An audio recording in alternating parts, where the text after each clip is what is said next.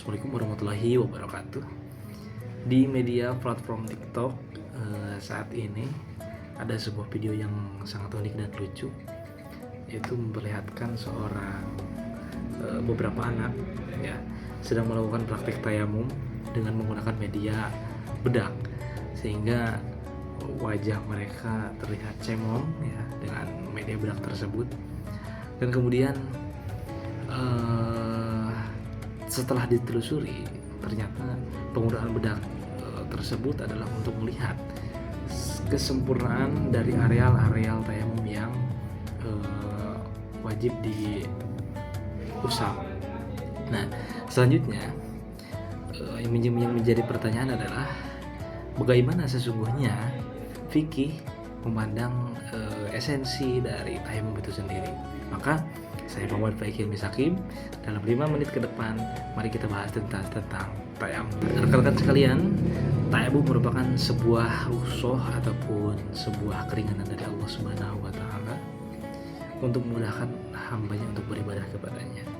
Hal ini tertuang dalam Quran surat An-Nisa ayat 43 yang berbunyi, ya ayyuhalladzina amanu la taqrabus shalah wa antum syukara hatta ta'lamuna ma taqulun wa la junuban illa 'abiris sabil hatta tagtasilu wa in kuntum maridun aw ala safarin aw jaa ahadun minkum minal ghaid aw lamastumun nisa falam tajidu ma'a fatayammamu sa'idan thayyiban famsahu biwujuhikum wa aydikum innallaha kana 'afuwan ghafura. Dalam ayat tersebut disebutkan fatayammamu sa'idan thayyiban famsahu biwujuhikum wa aydikum innallaha kana 'afuwan ghafura.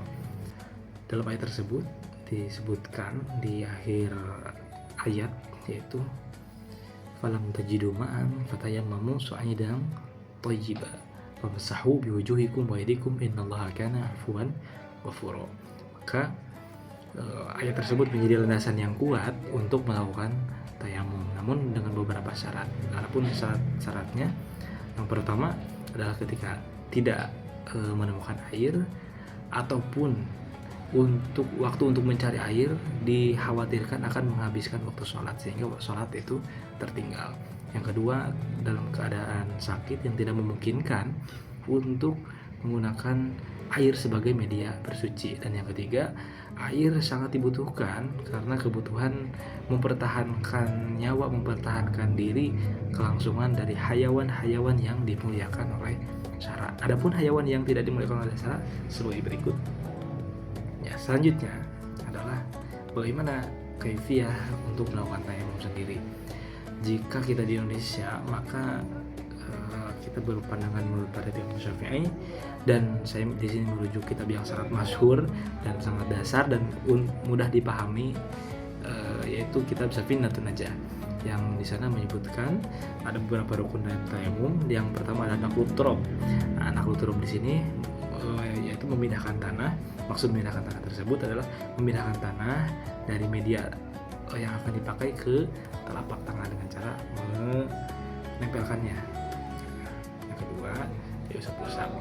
Setelah itu baru niat. Nah, niat di sini pada dasarnya di dalam hati ketika akan melaksanakan sebuah kegiatan, yaitu berujuk pada kitab yang sama, yaitu patokannya an-niat qasdu syai'in muqtaranan bi fi'lihi.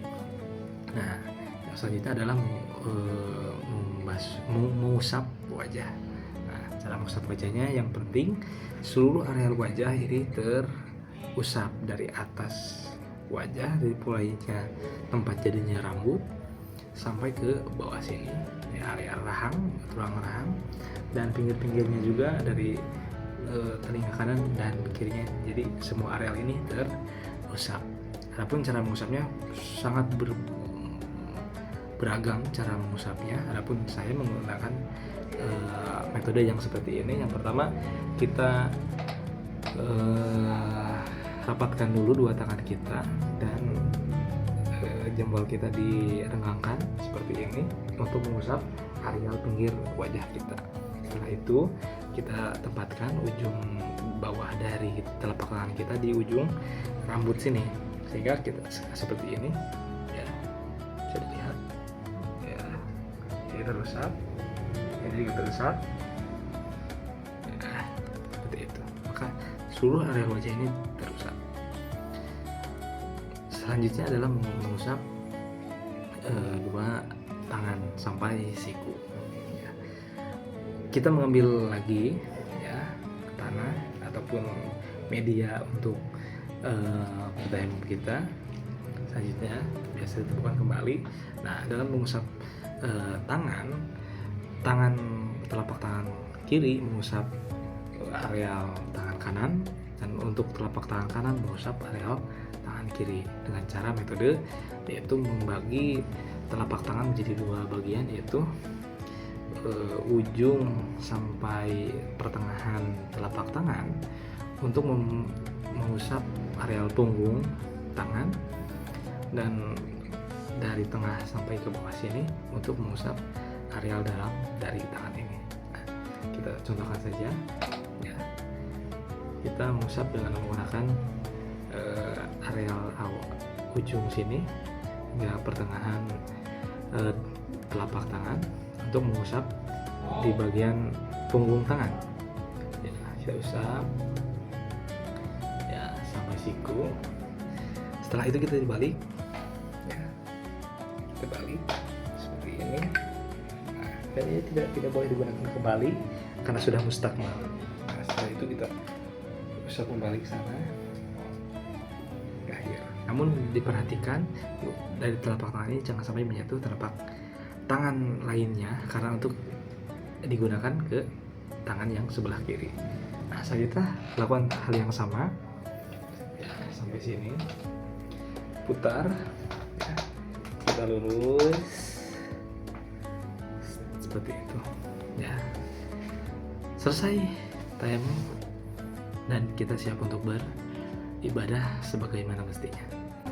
Begitu mudahnya syariat mengatur kegiatan ibadah kita dan kegiatan aktivitas kita yang sangat fleksibel sekali dengan keadaan kita di saat-saat tertentu. Namun kerap kali ada beberapa orang maupun kita pun dalam beberapa kesempatan mungkin mengabaikan bahkan untuk melakukan sholat karena tidak ada air maupun ada alasan-alasan yang lain. Maka syariat bukan menjadi alasan karena ruwet, karena rumit, tapi yang perlu dipertanyakan adalah keimanan kita. Apakah kita benar-benar beriman kepada Allah dan mengaplikasikannya kepada kehidupan kita sehari-hari dengan melakukan ibadah dengan seluruh potensi yang kita miliki. Dan dalam segi syariat sudah diatur dengan sedemikian fleksibelnya sehingga kita sangat-sangat mudah untuk melakukan ibadah ini. Maka dengan tayamum ini dan makna tersembunyi dari tayamum tersebut, marilah kita meningkatkan diri kepada Allah Subhanahu wa taala dalam beribadah dan dalam bertakwa kepadanya dengan melakukan ibadah tanpa banyak alasan. Barakallahu fikum. Assalamualaikum warahmatullahi wabarakatuh.